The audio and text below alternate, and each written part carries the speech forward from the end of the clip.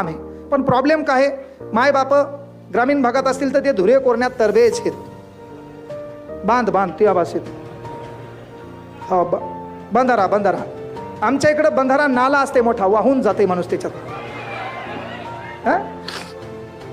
तर पोरियो कळकळीची विनंती, आपल्या मायबापाचा सन्मान मोठा करा.